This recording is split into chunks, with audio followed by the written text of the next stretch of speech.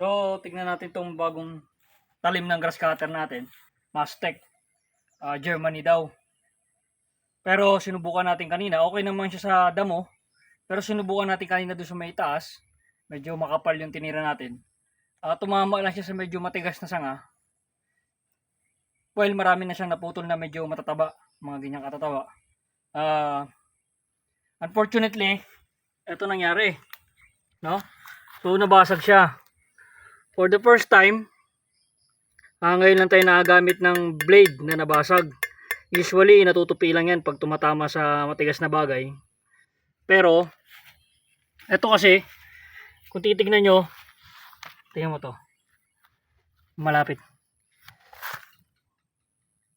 Ito gawa to sa pundido. No? Cast iron siya, hindi siya purong bakal. Oh. So, tendency talaga nito mabasag. Unlike do sa purong bakal na blade hanggang mapudpod, tumutupi lang. So, ingat lang sa pagbili ng grass cutter blade. Mura nga, pero delikado. Pwede to, since meron tayong tatlo pang ganito, pang maintain na lang natin to sa medyo may ikling damo. Pero hindi na siya pwede pang malakasan.